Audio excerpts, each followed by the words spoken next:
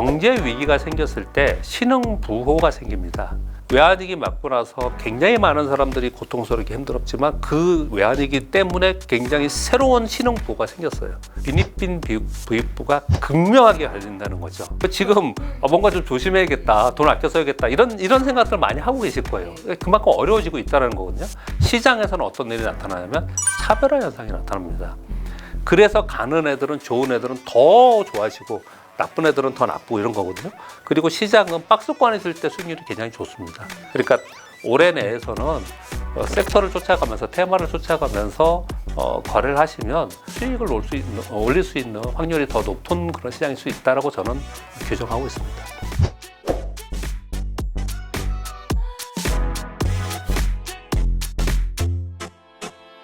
안녕하세요. 이윤아입니다. 1타 강사와 함께하는 경제 1타 해법. 오늘은요. 교보증권 박병창 이사님 모셨습니다. 어서 오세요. 예, 안녕하십니까. 교보증권 영업부에서 근무하는 박병창입니다. 반갑습니다.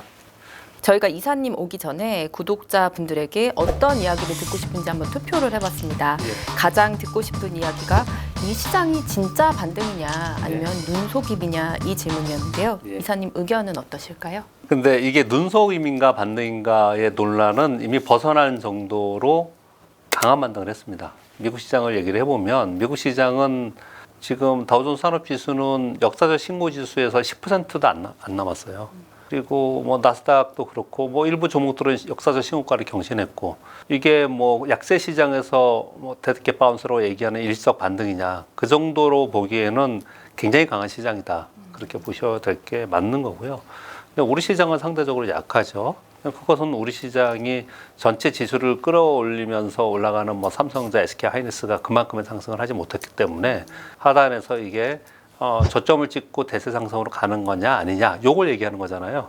2020년 팬데믹 후에 저점을 찍고 처음에 반등한 것은 그건 자율적 반등이고요. 그 다음에 2020년 11월서부터 2021년까지 상승한 거는 이제 대세 상승으로 간 것이거든요. 2021년 6월부터 우리 시장은 하락을 했고 미국은 2020년 1월부터 하락을 했습니다. 그 하락의 기간을 보면은 우리나라는 거의 2년 동안 계속 하락을 한 것이고요. 미국은 1년 이상 이제 하락을 한 거지 않습니까? 이렇게 대세 하락이 있었습니다. 대세 하락이 있고 나서 추가 하락이 있느냐 아니면 여기서 저점을 찍느냐의 순간에서 드디어 미국의 FOMC에서 기준금리를 동결했잖아요. 기준금리를 동결하면서 이제 긴축에서 다소 완화적인 스탠스로 간다. 완화적이라 하면 양적 완화로 간다는 표현이 아니고 그동안의 시장이 약세를 주었던 악재가 해소되는 과정이거든요. CPI도 그렇고요. 그러니까 시장은 반등을 주기 시작을 한 거예요. 자, 지금 이제 질문은 그런 거잖아요. 반등을 줬는데 이제 저점 찍고 이제부터 계속 반등이냐? 네. 아니면 2차 하락이 있느냐? 아까 말씀드렸듯이 저도 궁금합니다. 의견이 전부 다 달라요. 미국 시장을 먼저 말씀드릴게요. 굉장히 강한 반등을 주었는데 그 강한 반등이 엔비디아가 제일 먼저 역사적 신고가 신고가를 경신했고 그 다음에 애플 경신했고 마이크로소프트가 경신을 했어요. 그 일부 7개 종목이 S&P 500 기준으로 이들의 상승 폭에 비해서 이들을 빼고 나면 S&P 500은 마이너스였지 않냐.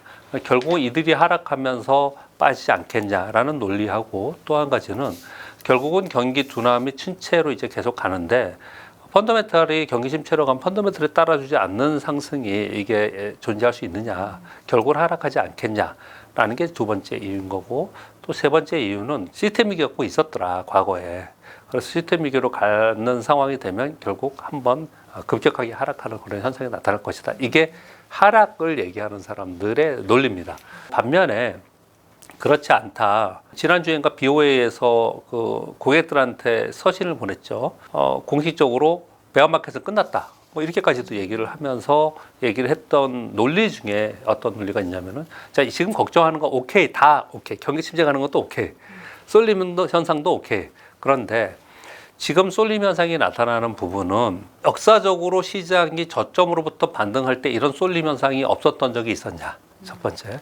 두 번째, 그런 쏠림 현상이 나타나서 그들이 상승을 하고 그들이 주춤하거나 조정을 보일 때 그들이 빠지면서 시장이 하락을 했느냐? 그렇지 않았습니다. 왜 그랬냐? 그들이 하락을 하는 동안 다른 섹터들이 강세 섹터들이 나타났어요. 은행주가 올라오기도 하고 순환하면서 올라오기 시작했습니다. 그러면서 매수세가 확산되는 현상이 나타나지 않느냐라는 것하고요. 그리고 세 번째가 이제 가장 중요한 이유인데 주식시장은요. 주식시장은 과거의 데이터를 다 반영하죠. 맞죠? 현재의 데이터는요. 현재 상황은 반영 다 하죠. 미래의 것은요. 미래도 조금만. 예견된 미래는 다 반영하면서 움직이잖아요. 그래서 선반영이라고 얘기하잖아요.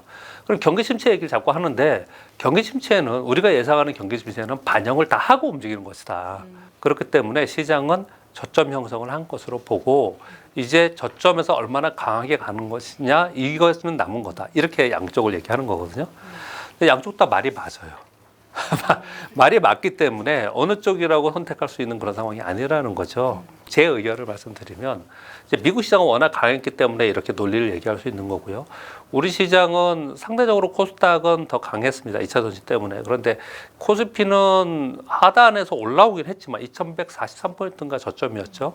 근데 2650포인트가 이번 고점이었고 지금 2600포인트 거래되는데 꽤 올라왔잖아요. 저점으로부터 올라와가지고 있긴 하지만 저 고점으로부터 3,316이었잖아요. 그러니까 상당히 아래 부분에서 거래되는 거기 때문에 하락폭의 뭐 반도 못 올라왔어요. 그러니까 하단 부분에 있습니다. 그러니 이거는 소위 그 베어마켓에 있는 랠리 그런 반등이 있었던 게 아니냐 이렇게 있다가 다시 한번 추가적으로 하락하는 게 아니냐라는 얘기들을 많이 하는 겁니다. 상대적으로 약하니까. 근데 저는 제 의견은 저점 형성은 하고 있는 것이다. 다만 여기서 아주 심플하게 생각을 해볼게요. 매번 제가 어느 방송이나 어느 강연에서 하는 얘기인데 시장은 금리와 환율로 움직입니다. 더 중요한 건 금리고요. 생각을 해보시면 금리를 계속 올리는 동안 시장이 하락을 했잖아요. 그리고 금리를 이제 더 이상 안 올리겠다고 생각하니까 시장이 반등을 줬잖아요. 그 다음에 더 올라가려면 더 올라갈 만한 모멘텀이 있어야 되는데 그건 없는 거거든요.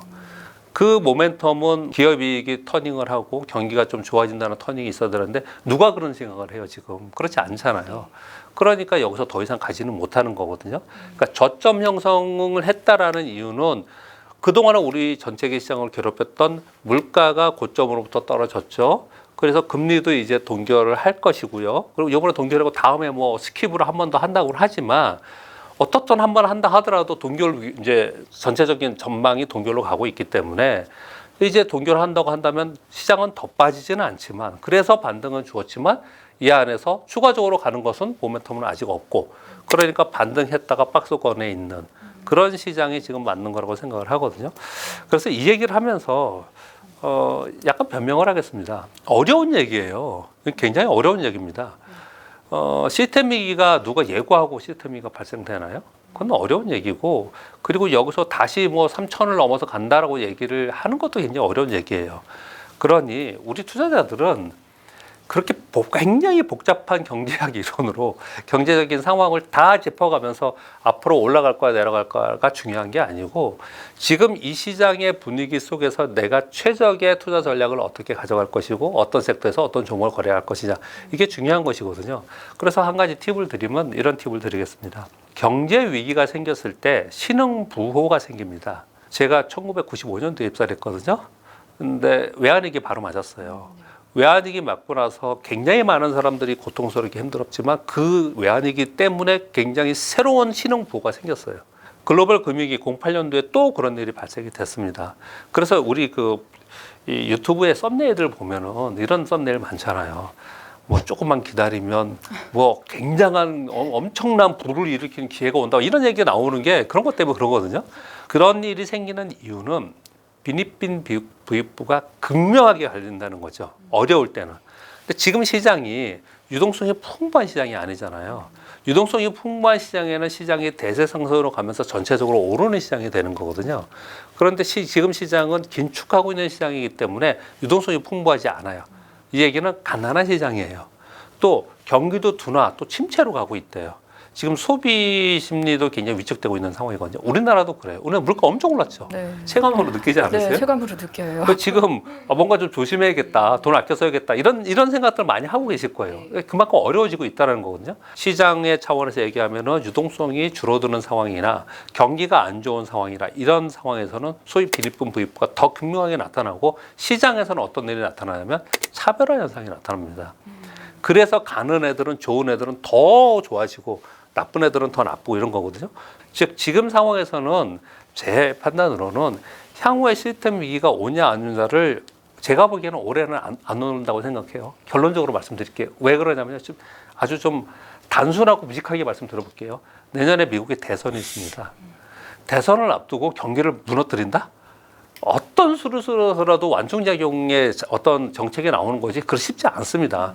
그러니까 올해는 그거 갖고 자꾸 논하지 말고 올해는 차별화된 장세가 이루어지는 속에서 베타보다는 알파 어떤 섹터 어떤 종목에서 거래를 하느냐 그리고 시장은 박스권에 있을 때 수익률이 굉장히 좋습니다. 왜냐하면 박스권에서 수익률 게임 벌어지거든요.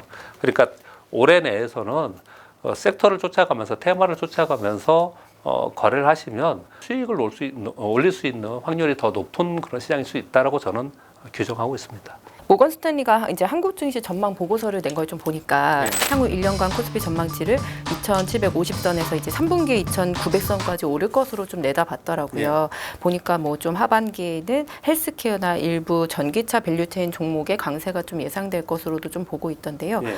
아까 차별화된 섹터 이야기를 해주셔서 그런데 하반기에 그럼 이사님이 보시고 계신 좀 눈여겨보시고 있는 섹터는 어디 쪽일까요? 일단은 반도체는 당연히 여러분들 우리가 이런 생각해야 됩니다. 주식 투자를 하면서도 있죠.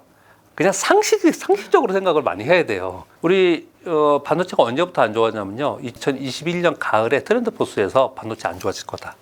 가격 떨어질 거다. 그때부터 시작을 해가지고 거의 2년 동안 떨어졌어요. 가격이. 그런데 요즘에 가만히 보면 레거시한 반도체 가격도 이제 더 떨어지지 않고 소폭이지만 올랐다 내렸다 하고 있어요. 그리고 소위 DDR5나 아니면 HBM이라고 얘기하는 AI에 들어가는 그쪽 반도체는 지금 가격 인상을 내고하고 있다고 얘기를 하고 있습니다.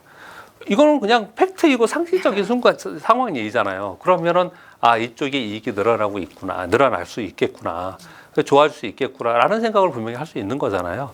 그러면 반도체 섹터는 좋아지겠다라는 거는 거의 자명해지고 있어요. 다만 예전하고는 차별화되는 부분이 좀 있습니다. 저는 한두 달 전부터 하반기에는 전차 시대가 다시 온다 이런 얘기를 좀 하고 다니고 있거든요. 근데 과거의 전차라고 하면 자동차하고 전기전자를 전차라고 그랬고 전차가 시장을 이끌었던 적이 있었어요. 그때의 전차하고 지금의 전차는 약간 결이 다른 전차입니다. 그때 전차의 그 차는 내연기관 차의 현대차, 기아차, 자동차 부품이었고요. 지금의 차는 자율주행 전기차예요. 그러니까 전기차에 있는 배터리, 전장 부품 이런 게 들어가는 거고 자율주행에 들어가는 부품 장비, 자율주행 기술주들 이런 게 들어가는 거거든요. 그때 있었던 전기전자하고 지금하고는 또 많이 달라요.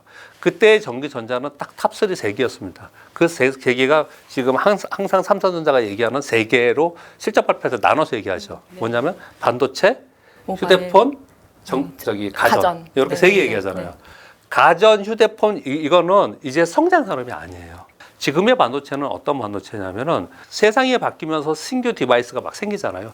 뭐 대표적으로 애플이 이번에 나온 애플 헤드셋, 뭐 그런 것들 새로운 것들 나오고 있는 거고, 그리고 자율주행에 들어가는 반도체가 또 나올 것이고, 뭐 AI에 들어가는 반도체가 나올 거, 새로운 반도체가 나오잖아요.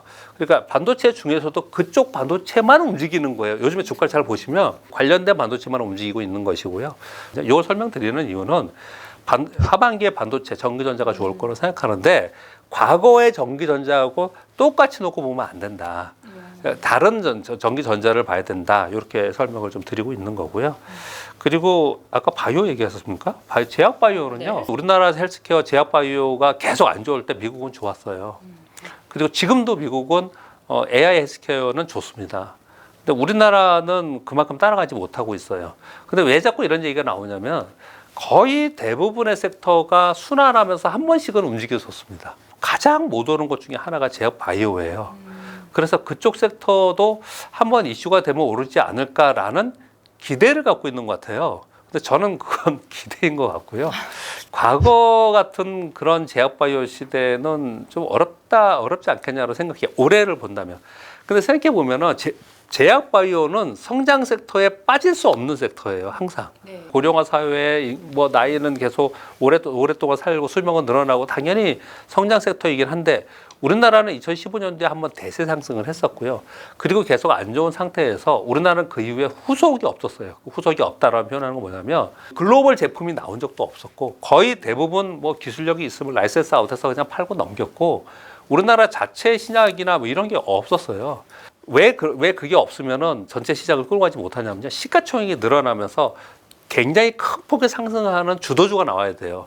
근데 그런 주도주가 나올 만한 기업이라 한다면 뭐 한미아픈 종근당 녹십자 뭐 이런 데서 나와야 되거든요. 중매자 이런 데 나왔는데 그런 데가 지금 그렇지 못하고 있기 때문에 제약바이오에서 그렇지는 못하고 있는데 다만 가장 최근에 제약바이오 섹터에서 가장 많이 상승한 쪽 중에 하나가 뭐냐면 AI 헬스케어예요. 그 루닛이 엄청나게 올랐죠.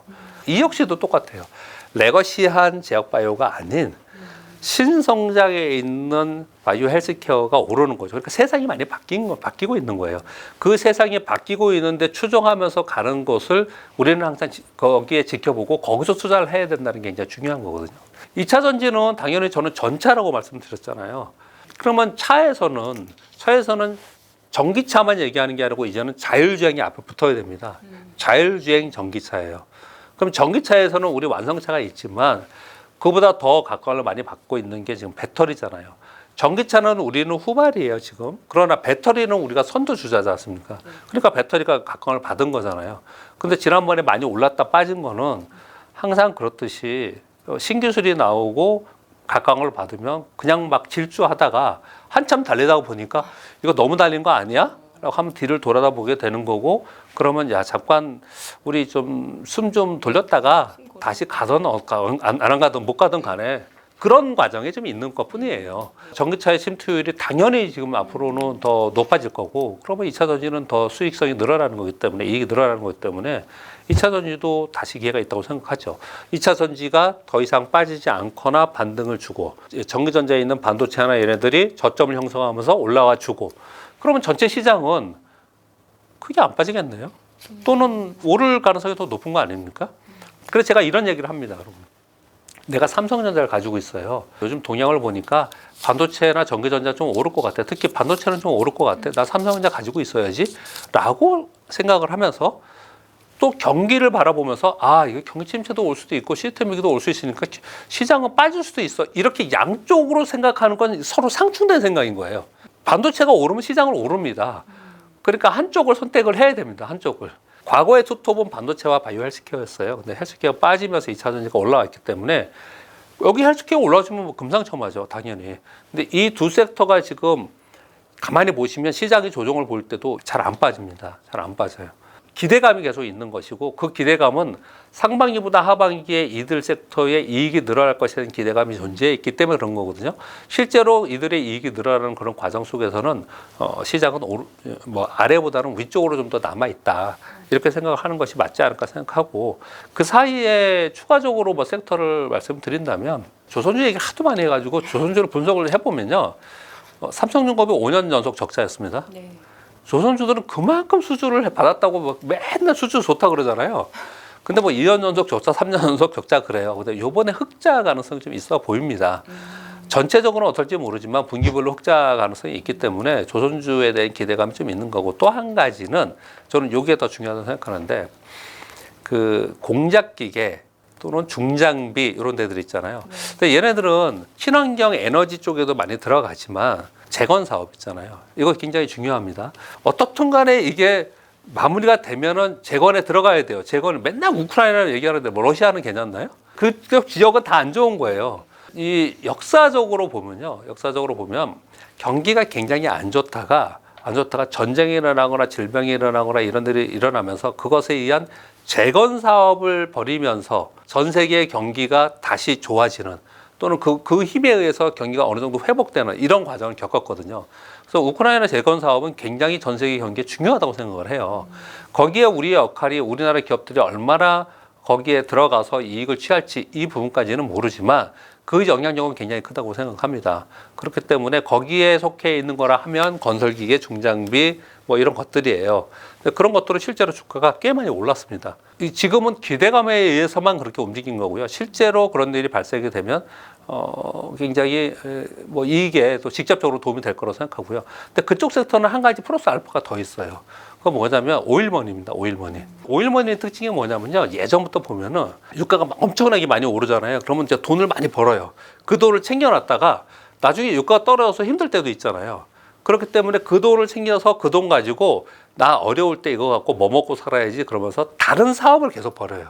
그런 사업들에 들어가는 게 이 건설 기계와 중장비 이런 것들이 들어가거든요. 그래서 우리나라의 이쪽 섹터들은 하반기에 굉장히 괜찮을 가능성이 있을 것 같습니다. 그 정도만 해도 충분히 여러분들이 투자하실 때 종목을 얼마나 하세요?